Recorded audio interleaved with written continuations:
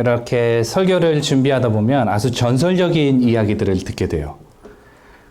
아주 재밌는 얘기가 하나 있습니다. 지어낸 얘기니까 편안하게 들으세요. 어떤 초보 전도사님이 아주 큰 교회에서 사역을 하게 되었습니다. 유스 아이들과 어린 아이들에게 설교를 하면서 말씀을 전하는 그런 일이었어요.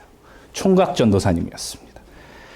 담임 목사님이 어느 날 갑자기 그 전도사님 부르더니 이보게 김 전도사 몇 날 몇 시에 설교 한번 해주시게 이러시는 겁니다. 아, 예, 하겠습니다. 그런데 그게 주일날 설교야. 우리 대예배 설교 꼭 한번 해주시게 이렇게 되는 겁니다. 아무런 걸 배운 그런 경험이 없는데 아주 초짜 전도사가 그 부탁을 받고 나서 엄청 떨렸습니다. 어떻게 해야 할지 아무도 가르쳐주지 않았습니다. 그런데 주변에 옆 동네에 아주 유명한 부흥사가 목사님이 오셔서 설교한다는 이야기를 듣고 이 목사님 어떻게 설교하는지 내가 한번 가가지고 배워야겠다 이렇게 생각을 했어요. 그 목사님이 설교하는 곳에 가가지고 제일 앞에 앉아가지고 초롱초롱한 눈으로 그 목사님 설교하는 것을 보고 있었습니다. 목사님이 나오시더니 이렇게 하시는 겁니다. 여러분, 제가 이제까지 안아보았던 여자 중에 가장 가슴이 따뜻했던 여자는 다른 남자의 아내였습니다. 이렇게 설교를 하는 거예요. 요즘 시대가 시대인인 만큼 목회자가 다른 남자의 아내를 안아봤다니 이게 무슨 말이라는가 이렇게 다들 긴장하고 있을 때 이 목사님이 씩 웃으시는 그 여자가 바로 제 어머니셨어요. 이렇게 말씀을 하시는 거예요. 그러면서 이 어머니의 사랑이 얼마나 큰지 그것을 하나님의 사랑으로 연결시켜서 이렇게 설교를 이어가는 거예요. 아, 사람들이 이렇게 집중해서 이렇게 모아서 이렇게 예화를 가지고 설교를 시작하는구나. 이거다. 나도 써먹어 봐야지. 막상 날이 되었습니다. 열심히 준비했어요. 똑같이 은혜냈습니다. 떨리는 목소리로.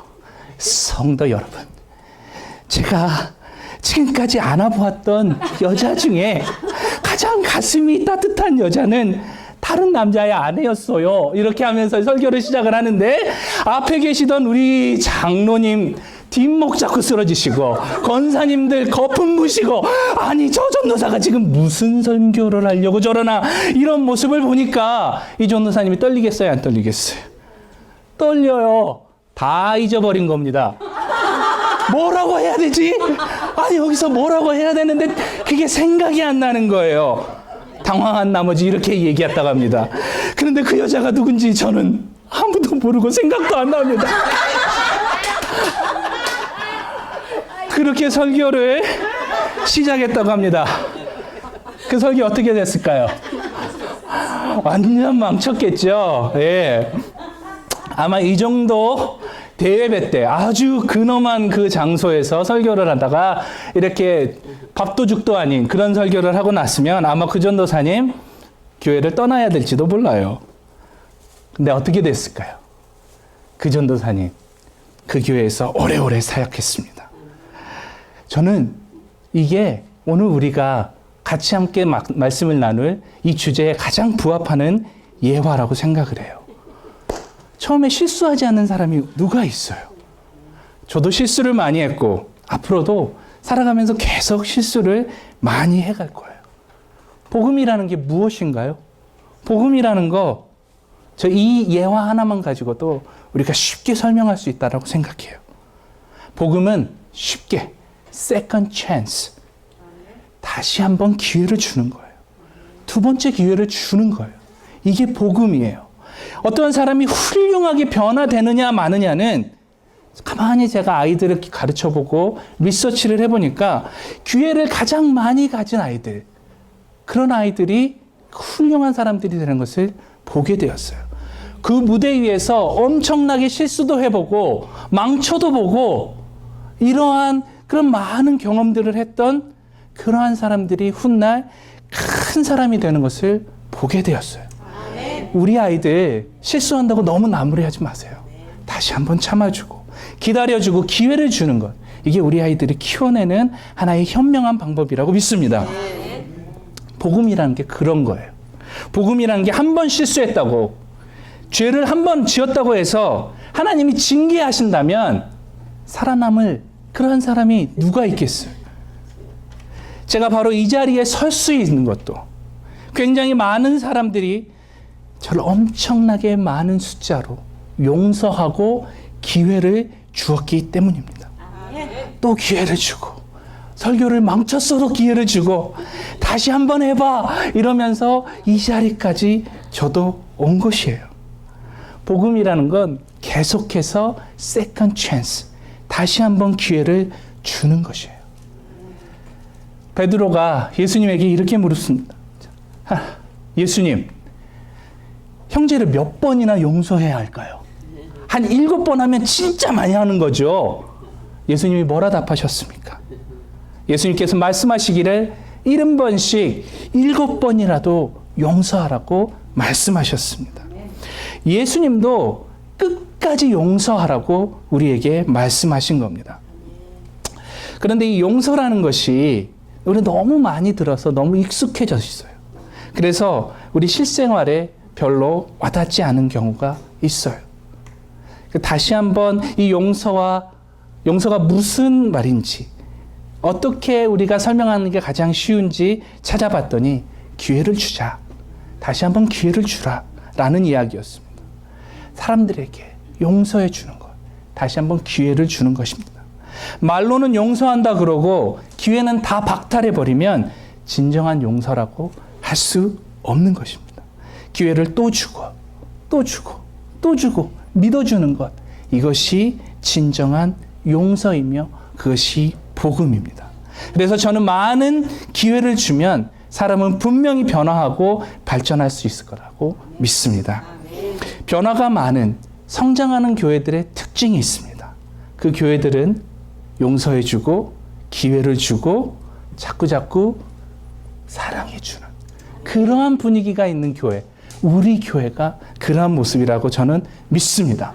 이 분위기 안에서, 그 분위기 안에서 용서를 받고 그리고 세컨 찬스를 받으면서 기회를 얻은 아이들이, 그러한 사람들이 하나님 나라의 중요한 일꾼이 되는 모습들을 보게 되는 것입니다. 오늘 말씀 다시 한번 읽어보죠. 우리가 이 용서라는 개념과 다시 한번 기회를 주는 그 개념을 가지고 오늘 말씀을 한번 큰 소리로 읽어보죠. 시작. 그러므로 이제 그리스도 예수 안에 있는 자에게는 결코 정죄함이 없나니 이는 그리스도 예수 안에 있는 생명의 성령의 법이 죄와 사망의 법에서 너를 해방하였습니다. 아멘. 핵심적인 단어들이 있어요. 1절에 보면 결코 정죄함, 정죄에다가 여러분들 동그라미 한번 쳐보세요. 정죄함이 없다. 그리고 2절에 보면 생명의 성령의 법, 여기에 밑줄을 그어주시고, 그리고 그와 반대되는 개념으로 죄와 사망의 법, 여기에 밑줄을 그어주시기 바랍니다. 오늘 모든 말씀은 이 키워드를 가지고 여러분들하고 함께 나누려고 합니다. 그랬을 때에 하나님께서 우리에게 주시는 은혜가 있을 줄 믿습니다. 자, 이 세상을 움직이는 두 가지 시스템이 있어요. 여기 보면 핵심적인 단어 중에 하나가 법이에요. 법. 세상을 움직이는 그 뼈대가 무엇이냐면 법이에요. 법이 없으면 무법천지가 되고 이 사회가 돌아가지 않아요. 법이 굉장히 중요합니다. 근데 이 말씀 속에서 우리가 배울 수 있는 건 이 세상을 움직이는 두 가지 시스템, 두 가지 법이 있다라는 겁니다. 첫 번째는 어떤 법이에요? 생명의 성령의 법. 그리고 두 번째는 죄와 사망의 법. 자, 오늘 지금 저와 함께 이 죄와 사망의 법에 대해서 한번 생각해보고, 또 우리가 예수 안에 있으면 생명의 성령의 법 안에 있다는데 그러면 어떤 모습을 갖게 되는지 한번 생각해 보았으면 좋겠어요. 마귀의 특징이 하나 있습니다. 마귀의 특징은 자꾸 사람을 1절 말씀에 있는 것처럼 정죄합니다. 따라하죠. 정죄. 정죄. 정죄. 정죄. 정죄가 뭐예요? 너 죄 있어 라고 계속 손가락질하는 거예요. 정죄하는 거예요. 반면에 하나님은 우리에게 은혜를 부어주십니다. 마귀가 지배하는 세상은 이 정죄, 사람을 정죄하고 얽어매는 것으로 돌아가지만 하나님께서는 은혜 가운데 이 교회를 세우시고 이 교회와 가정을 통해서 은혜로 하나님의 사랑이 돌아가기를 원하십니다. 우리는 다 예수 그리스도를 우리의 구주로 믿고 우리가 영접하고 이 자리에 나와 예배드린 줄 믿습니다. 1절 말씀에 보면 뭐라 그랬습니까? 그러므로 이제 그리스도 예수 안에 있는 누구에게? 우리에게, 그 자에게는 어떠한 것이 없다고요? 결코 정죄함이 없다. 결코 정죄함이 없다라고 얘기합니다. 그런데 자꾸 정죄하는 모습이 보인다라는 거예요. 예수가 없는 사람들에게는 정죄하는 모습으로 살아가는데 그 모습이 우리에게도 보인다라는 겁니다. 율법은 굉장히 중요한 겁니다. 법을 가지고 내가 죄를 지었기 때문에 내가 죽을 수밖에 없다라는 것을 알려주는 거예요. 그게 율법의 기능입니다. 그렇지만 오늘 바울도 얘기했듯이 율법주의는 굉장히 우리가 조심해야 되는 부분. 자꾸 정죄만 하는 거예요. 그 안에 사랑이 있을까요? 없습니다. 교회 안에서 예수를 잘 믿는 것 같은데 실제로 이렇게 다시 한번 보면은 사람들을 정죄하는 모습을 많이 보게 돼요. 어떤 경우에는요, 믿음을 가지고도 정죄합니다. 믿음이 그게 뭐야? 장로가 돼야지고 말이야. 목사가 돼야지고 믿음이 없어. 신앙생활 그렇게 하면 되냐? 태도가 그게 뭐야? 이러면서 그런 것도 하나의 정죄거리가 되는 모습을 보게 됩니다. 저는 4대째 신앙인의 삶을 살았습니다. 저희 아버지께서 목회자였어요. 아버지께서 왕성하셔서 3남 1녀를 두셨어요. 제가 장남이에요. 바로 밑에 여동생이 하나 있고 그리고 남동생이 둘이 더 있었어요. 때는 바야흐로 92년도였어요. 1992년도 여러분들 생각하실지 모르겠지만 한국에서는 굉장히 문화적인 혁명이 일어났어요. 가요를 이렇게 살펴보면 이 사람을 가지고 가요계의 전과 후를 나누기도 했어요. 그 사람이 서태지예요. 서태지와 아이들이라는 그런 그룹이 있었어요. 여러분들 아시죠? 제 여동생이 그 나이가 한 14살 정도 되었을 거예요. 서태지와 아이들을 굉장히 좋아했어요. 그래서 그 어린 마음에 그 서태지와 아이들을 추종하는 그러한 그룹에 들어가서 같이 그렇게 화장도 하고 자기 몸도 꾸미고 옷도 그렇게 입고 힙합처럼 입고 그러고 다녔어요. 그랬더니 교회에서 어떤 얘기들이 나왔는지 모르겠어요. 목회자 딸이 돼가지고 저렇게 다닌다고, 옷 저렇게 입는다고, 행동을 저렇게 한다고 여기저기서 소리가 들리는 거예요. 저희 어머니가 그 얘기를 다 들으셨어요. 그냥 저는 제 어머니 얘기를 좀 할게요. 저희 어머니 사모로서 40년 가까이 사셨어요. 어떻게 사셨느냐? 어머니가 화장하면 화장했다고 뭐라고 해. 화장 안 하면 사모가 화장 안 하고 다닌다고 뭐라고 해. 아니 밥을 좀 이렇게 해주려고 주방에 가서 이렇게 있으면 사모가 설친다고 뭐라고 그래. 그리고 밥도 안 하고 가만히 있으면 가만히 있는다고 뭐라고 그래. 뭘 해도 다 씹히는 그 자리에 올라가 계셨어요. 고등학교 때 전 기억해요. 저희 야자 시간이 있었어요. 학교에서 10시에 끝나면 집에 오면 한 10시 반 정도 되었어요. 열심히 학교에서 공부하고 왔는데 얼마나 배가 고프겠어요. 근데 저는 그때 이제 바로 교회 옆에 사택에 살았는데 집에 갔더니 아이들 다 자고 있고 엄마와 아빠는 안 계시는 거예요. 아버지는 어디 가셨나 보다 하고 이제 엄마를 찾고 있는데 저기 교회 안쪽에서 울음소리가 나는 거예요. 하면서 이렇게 막 우시는 거예요. 무릎 꿇고 앉아서 울고 계시는 제 어머니의 모습을 잊을 수가 없어요. 그렇게 기도하시더라고요. 여기저기서 받는 그러한 말들 그걸 다 품어내면서 눈물을 흘리시면서 우시더라고요. 그래서 철없는 제가 가지고 엄마 왜 그래? 나 배고파. 밥 줘. 이렇게 얘기했던 철없는 그러한 모습이 있어요. 교회 내에서 왜 자꾸 사람들의 그러한 모습들을 보고 후벼파고 그때 지적하고 판단하려 할까요? 이게 교회 안에 있지만 그리스도 안 밖에 있는 사람들의 특징 중에 하나인 정죄하는 그런 특징을 우리가 갖고 살아가기 때문에 그래요. 그걸 가지고 교회 안에 들어와서도 우리가 자꾸 사람들을 판단하고 정죄하려고 하는 것 같아요. 보세요. 제가 유스를 담당했었었는데 교회에서 이래요. 어떤 학생이 이렇게 와가지고 자기소개를 하면 사람들이 그래 당신은 어디 대학교 나왔는가? 이렇게 이제 물어본단 말이에요. 그러면 예 저기 아이비리그 나왔습니다. 저 이제 스카이 나왔습니다. 그러면은 사람이 속으로는 겉으로는 그래 참 잘했구만 이러면서 속으로는 사람이 교만해야지 좀 겸손하게 좀 다닐 것이지 자기 명문대 나왔다고 째는 거야? 이렇게 생각을 한단 말이죠. 그리고는 좀 좋지 않은 이름 없는 지방에 있는 지잡대를 나오면은 사람이 아이고 불성실해가지고 공부도 안 하고 뭐 하는 거야. 이렇게 사람들을 판단하는 게 우리의 기본적인 모습이라는 거예요. 세상 모든 것이 다 공격의 대상인 것처럼 왜 그렇게 생겼냐느니 눈이 이렇게 쭉 찢어졌나느니 변이 이렇게 나왔나느니 이런 식으로 피부가 왜 그렇게 거칠어? 까칠해? 성격은 왜 그렇게 못됐어? 이러면서 교회 안에서도 자꾸 남의 그런 모습들을 들춰내려고 하는 그런 모습들이 있더라는 거예요. 그런 정죄하는 모습들이 있다라는 거예요. 왜 사람들을 그렇게 정죄하려 할까요? 이건 기본적인 사람의 본성인데요. 정죄의 목적이 있기 때문에 그래요. 사람들에게 정죄를 하면 너 잘못됐어! 라고 이렇게 손가락질 하잖아요. 그러면 그게 바로 수치심이 생기는 거예요. 좋은 말로 쪽팔려요. 사람이 이렇게 쪽팔리게 되면 그 수치감을 준 사람이 권력을 갖게 돼요.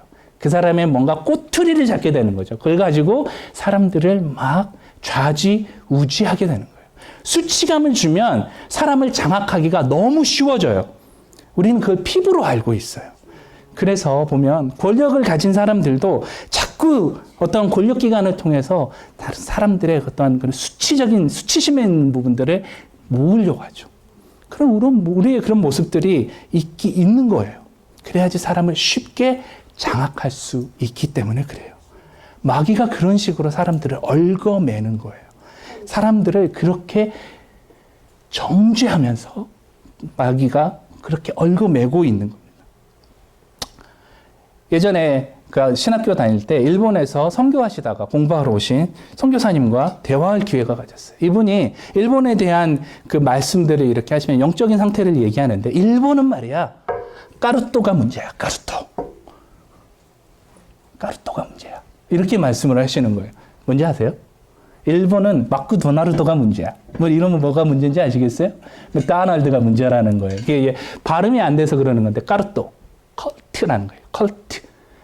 컬트라는 게 뭐냐면 미르 종교, 사교 집단, 조금 더 우리가 쉽게 얘기하면 이단, 뭐 이렇게 볼 수 있어요. 이것을 조금 더 종교적인 언어로 표현한다면 The Spirit of Dominion, 지배의 영이 꽉 잡고 있는 곳이라는 거예요. 그런 밀교들이, 이단들이 굉장히 많은 것이 일본이다. 이렇게 얘기를 하는 거예요. 자, 이게 왜 문제냐면 이단들이 그러지만 종교라는 이름으로 사람을 얽매여 버리기 때문에. 종교라는 이름으로 사람들을 in the name of God, 하나님의 이름으로 사람을 그냥 확 잡아버린다라는 거예요. 오늘 말씀 한번 다시 볼까요? 그리스도 예수 안에 있는 자에게는 결코 정죄함이 없나니 이는 그리스도 예수 안에 있는 생명의 성령의 법이 죄와 사망의 법에서 너를 해방하였습니다. 아멘. 우리가 예수 그리스도를 믿는 것은 참 자유를 느끼고 해방감을 누리는 건데 그 in the name of God, 그 신의 이름으로 사람을 얽어매버리는 그런 이단 집단들이 많다라는 거예요. 우리 주변에도 그런 게 너무 많아요. 이런 컬트가 우리하고는 전혀 상관없다라고 우리가 생각하지만 그러지 않아요. 어떤 목회하면서요, 제일 어려운 분이 누군지 아세요? 제일 어려운 성도님들이 있어요. 그분들이 누구냐면 40일 금식 기도하고 내려오신 분들이. 진짜 어려워요. 목사님 40일 금식 기도 한번 해봤어? 이래버리면 아무 말을 못해요. 그 생사의 그 갈림길에서 하나님의 음성을 한번 들어봤어? 목사님? 이래버리면 안 되는 거예요. 그러면은 그걸 가지고 자기가 체험한 걸 가지고 사람을 다 판단해 버리는 거예요. 여러분들은 안 그런가요? 그런 분 못 봤나요? 저는 많이 봤어요. 학생이 이리 와봐. 내가 한번 기도해 줄게. 기도했더니 성경 말씀 그럴싸하게 되면서 학생은 이 일 해야 돼. 그리고 저 사람이랑 결혼해야 돼. 저기서 살아야 돼. 사모해야 돼. 목회자 해야 돼. 뭐 이런 식으로 그냥 그 사람의 인생을 좌지우지하는 거예요. 우리가 점집에만 안 갔지 점 보는 거랑 뭔 차이가 있어요. 그런 모습들이 많다라는 거예요. 이게 마귀의 시스템이에요. 정죄함으로 죄와 사망의 법으로 돌아가는 시스템의 핵심이에요. 그 사람을 그래서 죄의식에 사로잡히게 해요. 여러분들 그런 거 배우실지 모르겠지만 어디에 가면 토설하라고 하는 게 있어요. 나 자기의 모든 죄를 한번 이 자리에서 다 뱉어내봐. 뱉어내봐. 그러면 하나님이 그거 들으시고 다 용서해줘. 그리고 옆에서 다 듣고 있어요. 그리고 나서 어떻게 하죠? 자기가 들었던 거 가지고 그 사람을 얽어매요. 내 말을 듣게 만들어요. 그게 이단의 특징이에요. 그렇더라고요. 그렇게 사람을 죄의식 속에 꽉 사로잡혀서 모든 자유를 다 박탈하고 옴짝달싹 못하게 만드는 모습을 보게 되더라고요. 그래서 이런 컬트 속에, 이런 이단 속에 있는 사람들을 만나게 되면 열심히 신앙생활하는 것 같아요. 정말 신앙생활 잘하는 것 같아요. 하지만 그 안에 기쁨이 없더라고요.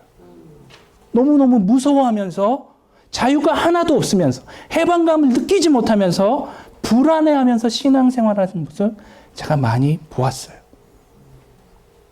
이런 이단 시스템뿐만 아니라 이런 이단뿐만 아니라 세상이 만들어온 이러한 시스템은 정죄함을 통해서 사람의 수치심을 가지고 얽매이면서 그렇게 돌아가는 게 이 세상의 특징이에요. 하지만 우리가 그리스도 예수 안에 있으면 생명의 성령의 법이 우리를 해방하였다라고 말씀하고 있어요. 참 자유를 누리면서 살아가라고 말씀하고 있어요. 그게 하나님이 우리를 창조하신 본래 목적이에요. 참 자유, 참 해방을 누리면서 살아가고 있어야 해요. 그런데 말이에요. 우리가 예수를 믿는다고 하면서도 우리 안에서 이러한 해방감을 느끼지 못하고 얽매여서 살아가는 하나의 모습을 example로 확실하게 한 가지만 보여드릴게요. 여러분들 성경책이 있으시면 마태복음 6장 말씀을 한번 펴보세요. 마태복음 6장에 이런 거짓된 삶, 얽매인 삶의 기본적인 전형, 샘플이 하나 나오게 됩니다. 말씀을 세 구절을 읽겠는데 먼저 1절 말씀을 읽고 그리고 5절 말씀을 읽고 16절 말씀을 읽겠어요. 자, 준비되셨죠? 같이 한번 1절 말씀 읽어보겠습니다. 시작. 사람에게 보이려고 그들 앞에서 너희 의를 행치 않도록 주의하라. 그렇지 아니하면 하늘에 계신 너희 아버지께서 상을 얻지. 5절 말씀 읽어볼까요? 시작. 저희는 사람에게 보이려고 회당과 큰 거리 어귀에 서서 기도하기를 좋아하느니라. 내가 진실로 너희에게 이르노니 저희는 자기 상을 이미 받았느니라. 16절 말씀 읽어볼까요? 시작. 금식할 때에 외식하는 자들과 같이 슬픈 기색을 내지 말라. 저희는 금식하는 것을 사람에게 보이려고 얼굴에 흉하게 하느니라. 내가 진실로 너희에게 이르노니 저희는 자기 상을 이미 받았느니라. 자, 이러한 얽어매는 해방감이 없는 정죄 시스템에 들어가 있는 사람들의 전형적인 모습, 이 세 말씀을 통해서 반복되고 있는 거죠. 무엇인가요? 찾으셨나요? 사람에게 보이려고. 동그라미 한번 쳐보세요. 굉장히 중요한 말씀이에요. 사람에게 보이려고. 사람에게 보이려고. 야, 말씀을 보면 사람을 도와줄 때, 구제를 할 때 이렇게 하라라고 하면서 사람에게 보이려고 그들 앞에서 너희 의를 행치 않도록 주의하라. 그러면서 오른손이 하는 걸 왼손이 모르게 하라. 자, 또 말씀합니다. 사람의 눈을 의식하지 않고 하라는 거. 기도할 때도 어떻게 하라고요? 사람에게 보이려고 큰 길에서 두 손을 들고 기도하지 말고 골방에 들어가서 기도하라 라고 얘기합니다. 금식할 때도 마찬가지예요. 티를 내지 말고 머리에 기름을 바르고 다녀라. 사람에게 보이려는 것, 사람의 눈을 의식하는 것, 이제 저는 좀 이렇게 아이들하고 많이 있어서 꼭 이 말씀할 때는 그 노래가 생각이 나요. 그 DJ GOC와의 춤을 이거 아세요? DJ GOC와의 춤을 해서 사람들 눈 의식하지 말아요. 으스 이렇게 하는 거 있거든요. 사람들 눈을 의식하다. 사람들 눈을 의식하면 가짜의 인생, 얽매이는 인생을 살아갈 수밖에 없다라는 거예요. 그때부터 참 자유가 없는 얽매인 정죄 시스템으로 돌아가는 그 인생을 살아간다라는 거예요. 우리가 예수 그리스도 안에 있다면서요. 정죄함이 없다면서요. 예수님 그리스도로 인하여서 우리가 해방을 얻었다면서요. 그런데 왜 교회 안에서 자유가 없는지 모르겠어요. 왜 교회 안에 있는 사람들끼리 서로 정죄하고 판단하고 손가락질하고 그러는지 모르겠어요. 그게 바로 복음을 제대로 알지 못하기 때문에 그렇습니다. 복음이라는 게 무엇이에요? 생명의 성령의 법이에요. 생명의 성령의 법으로 움직이는 이 복음이 무엇이냐? 한마디로 거칠게 설명하면, 쉽게 설명하면 사랑이에요. 사랑. 하나님을 알아가는 건데 하나님이 사랑이심을 알아가는 거예요. 사랑. 사랑이 무엇인지를 알아가는 것 너무 어려워요. 굉장히 많은 그러한 데피니션들이 있죠. 사랑에 대해서. 그런데 그 한 면만 제가 오늘 여러분들과 나눈다면 따라해보죠. 사랑은 부분이 아닌 전체로 반응하는 것. 전체로 반응하는 것. 다시 한번요. 사랑은 부분이 아닌 전체로 반응하는 것. 전체로 반응하는 것. 아멘. 하나님을 깨닫게 되면 하나님의 은혜를 깨닫게 되면 하나님의 사랑이 무엇인지 알게 돼요. 그 사랑이라는 게 부분으로 반응하는 것이 아닌 전체로 반응하는 거라는 거예요. 자, 우리 사랑하면 떠오르는 말씀 고린도전서 몇 장? 13장. 몇 장이요? 13장. 맞아요. 13장이에요. 한번 열어볼까요? 자, 우리가 다 아는 말씀이에요. 고린도전서 13장.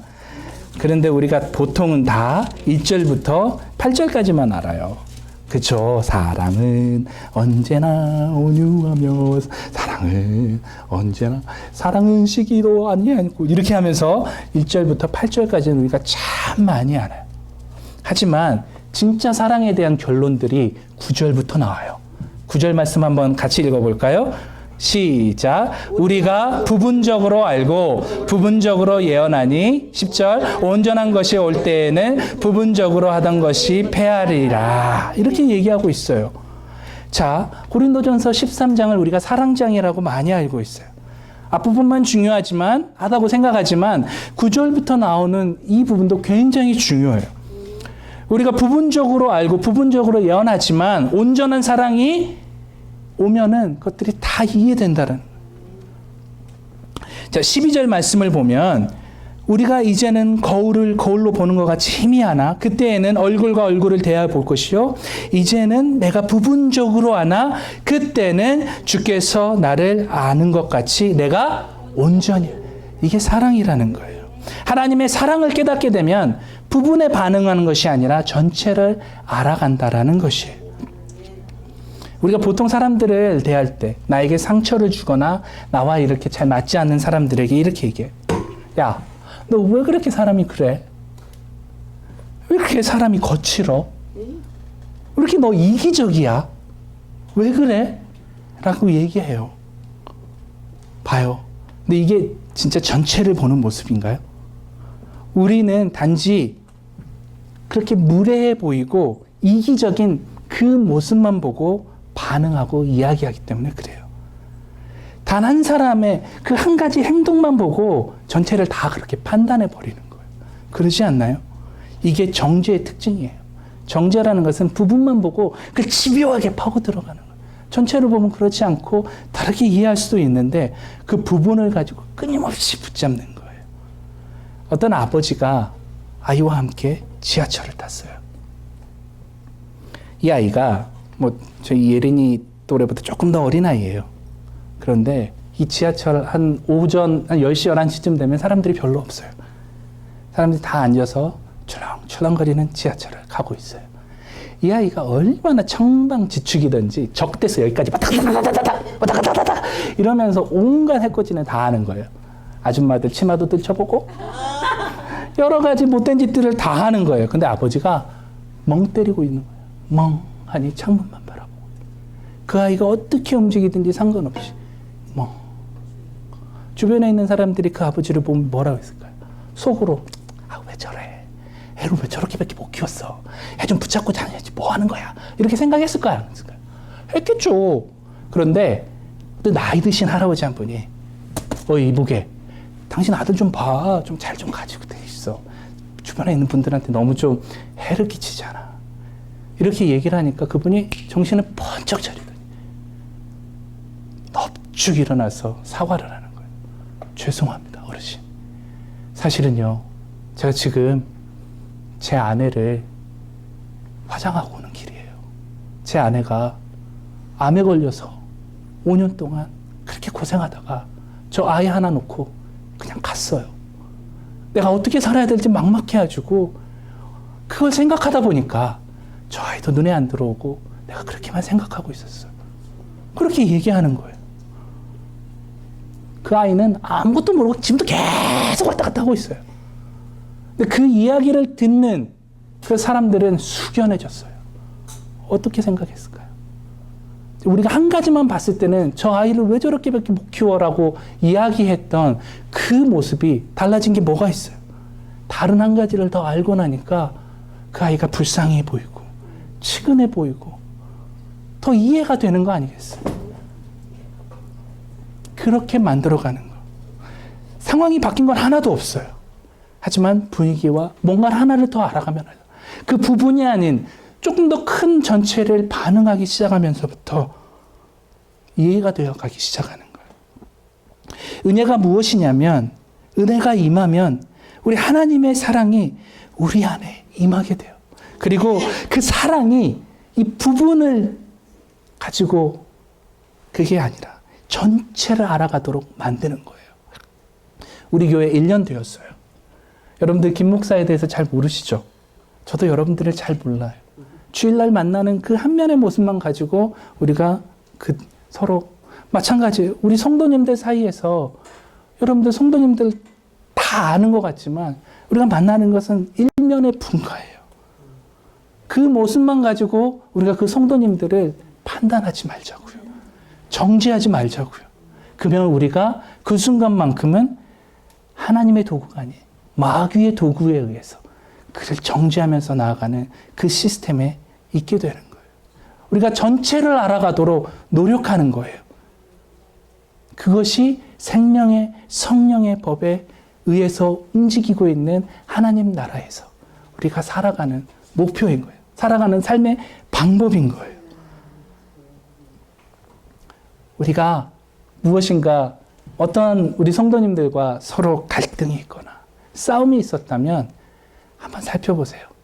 내가 이 면만 보고 그 사람을 다 판단한 건 아닌가. 우리가 생명의 성령의 법 안에 있으면 지금은 부분으로 우리가 알아가지만 뭐 하나를 내가 모르는 무엇인가 있다면 막 그것이 이 사람이 지금 이렇게 만든 건 아닌가. 이렇게 우리가 이해하고 용서할 수 있는 그 근거가 생기는 거예요. 그렇지만 이 시간 제가 한 가지만 더 말씀드리고 말씀을 맺으려고 합니다. 우리가 이렇게 생명의 성령의 그 법 안에서 복음을 가지고 우리가 이렇게 살아간다 하지만 이 시간 저는 여러분들에게 맹목적인 용서만을 요청하고 싶지는 않아요. 하나님께서는 살아계시고 지금도 역사하고 계시고 우리의 삶을 주관하고 계십니다. 우리는 이 하나님의 주권을 인정해야 합니다. 하나님은 용서의 하나님이십니다. 우리에게 분명히 용서하라고 말씀하십니다. 그리고 우리가 하나님 앞에 회개하면 우리의 죄가 주홍같이 붉을지라도 흰 눈보다 더 희게 만들어주시는 그리스도의 보혈로 우리를 용서해 주시는 분이심을 우리가 믿습니다. 하지만 그와 동시에 하나님은 공평과 정의의 하나님이십니다. 굉장히 공의로우신 분이십니다. 저는 이러한 관점에서 셀프 용서를 굉장히 경계합니다. 셀프 용서. 수많은 목회자가 불륜을 저지르고 뉴스의 상단에 오르내립니다.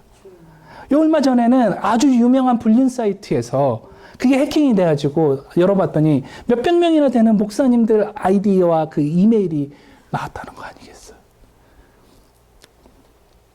제가 참 존경했던 목사님 중에 한 분이었던 전병훈 목사님도 그런 문제로 넘어졌잖아요. 하지만 어느 순간인가 다시 개척하고 내가 언제 그랬어? 그러는 것처럼 다시 나와서 지금 버젓이 목회하고 있는 모습을 보게 돼요. 이렇게 콕 집어서 이야기한 것은 아니지만 이러한 모습들이 이 거룩하고 한량없이 주어지는 이 은혜가 하나님의 사랑이 아주 값싸고 천박한 것으로 전락해버리는 그런 모습을 보기 때문에 너무 안타까운 거예요. 우리의 삶이 그렇게 값싸고 천박한 그런 은혜로 이렇게 그러한 시스템에 의해서 돌아가는 삶이 아니다라는 것을 여러분들이 알아주셨으면 좋겠어요. 하나님은 공의로우신 하나님이에요. 하나님께서는 그 공의와 공평한 부분을 우리에게 요청하고 있어요. 다윗을 보면 밧세바와 동침하죠. 그리고 애가 생기니까 그것을 무마하기 위해서 어떻게 해요? 밧세바의 남편을 그 치열한 전투장에 보내서 죽여버려요. 죽게 만들어요. 그리고 나서 나단 선지자를 통해서 질책받고 책망받았을 때 다윗이 어떻게 했죠? 엄청나게 회개하는 모습을 우리는 시편을 통해서 우리가 보게 돼요. 하나님이 그 용서를 받아주셨을까요? 안 받아? 그 회개를 받아주셨을까요? 안 받아주셨을까요? 받아주셨어요. 그리고 용서해 주셨어요. 하지만 여러분들은 잘 아시지? 그 벳세바에서 낳았던 그 첫째 아들이 어떻게 되었죠? 죽어요. 그리고 민수기 12장에도 좋은 예가 나와요. 미리암과 아론이 모세의 누나와 형이죠. 근데 그 모세의 권위에 도전하게 돼요. 하나님이 모세 너만 통해서 말씀하시느냐, 우리를 통해서도 말씀하지 않느냐면서 그렇게 모세에게 대들어요. 그것은 하나님의 권위에 대한 도전이었어요. 그걸 알고 하나님께서 진노하세요. 그리고 하나님은 모세를 그들의 지도자로 세웠는데 그걸 알면서도 하나님의 권위에 도전했다라는 것을 알고 질책하세요. 그런데 미리암이 어떻게 되죠? 문둥병에 걸려요. 그러니까 회개해요. 하나님 잘못했습니다. 모세도 미리암과 아론의 용서해달라고 하나님께 요청하고 기도해요. 하나님께서 그걸 받아주셨을까? 안 받아주셨을까요? 받아주셨어요. 근데 미리암이 며칠 동안 문둥병을 더 알면서 고통을 받았어요. 성경에 보면 7일 동안, 일주일 동안 그 고통 속에 있었던 모습을 보게 돼요. 하나님은 미리암의 죄를 용서해 주세요. 하나님은 우리가 회개하면 그 회개를 받아주세요. 그런다고 처벌을 중히 여기지 않으시는 그런 분이 아니라는 거예요. 하나님은 그 처벌 또한 하나님이 베푸시는 용서의 일부로 생각하세요. 우리는 맹목적인 용서, 맹목적인 어떠한 그 사랑만을 우리가 그렇게 살아서는 안 돼요. 잘못을 용서하지만 상황에 따라서 개인과 공동체를 살리는 목적으로 정당하게 하나님의 이름으로 권면과 치리가 있을 수도 있고 처벌이 있을 수도 있지만 처벌을 받아야 할 개인이 진심으로 회개하는 경우에도 그 피해를 입은 이웃이나 그 피해자가 아직까지 상처를 받고 그것을 치유해가는 과정에 있다면 그 처벌이 필수적이고 장기간 동안 그러한 그 서로 조심하는 모습들을 보여야 돼요. 저는 열왕기상 1장 말씀을 다시 한번 묵상하면서 다윗의 모습을 보았어요. 늙은 다윗이 죽기 전에 몸이 차가워지는 거예요. 1장 1절부터 5절까지 보면은 신하들이 그러니까 우리 왕이 돌아가시기 전까지 좀 몸을 좀 따뜻하게 해드리자 그래서 아주 젊은 그 여자를 이렇게 드리죠.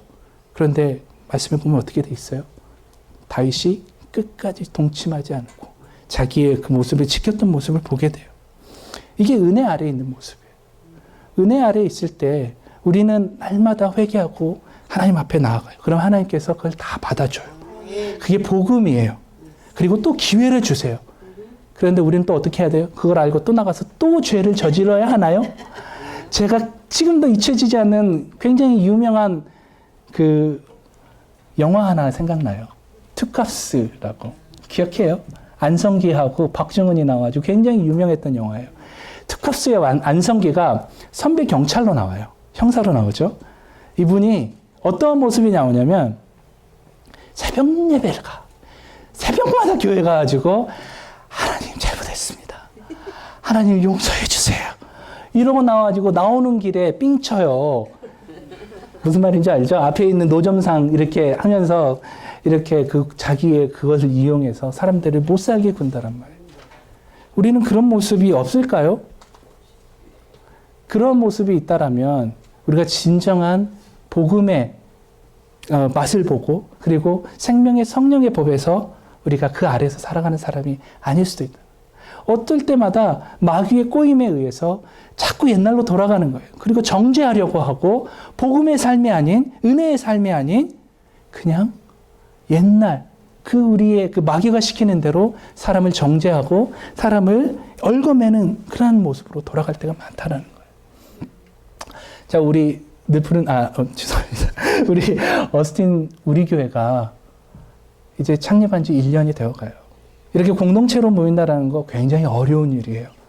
그리고 서로를 알아간다라는 거 굉장히 힘든 일이에요. 이런 상황 속에서 물론 갈등이 있을 수도 있어요. 그리고 물론 우리가 서로 힘들 수도 있어요. 그때마다 우리가 어떻게 생각해야 되냐고. 우리가 복음 안에 있으면 성령의 생명의 법 안에 있으면 우리가 부분으로 반응하는 것이 아니라 전체로 반응하도록 해야 됩니다. 내가 저 사람의 그 모습이 나를 굉장히 힘들게 한다면 내가 모르는 무엇인가가 있어서 그러는 거야. 내가 이해하지 못하는 무엇인가가 있어서 그러는 거야. 라고 자기 자신을 돌아보고 그 사람을 더 품어주고 용서하려고 하는 그런 모습들을 가져가시길 바랍니다. 한번 훈련해 보세요. 저와 함께 이번 한 주간 동안 그 생명의 성령의 법 아래에서 우리가 해방감을 맛보며 얽매이지 않고 우리 성도님들을 서로 사랑하며 용서하며 살아갈 수 있는 그러한 삶이 되길 주님의 이름으로 축원합니다. 아멘. 자, 우리 함께 찬양하시죠. 이 찬양 제가 준비하면서 말씀 준비하면서 이 찬양이 계속 이렇게 불러졌어요. 그리고 너무너무 감동이 되었어요. 나를 지으신 이가 하나님이시고 나를 부르신 이가 하나님이에요. 죽을 수밖에 없는 저를 그 한량없는 은혜로 저를 살려주셨어요. 그러기에 우리는 그 하나님의 은혜로 살아갈 수 있기를 우리가 다짐하면서 이 찬양 불렀으면 좋겠습니다.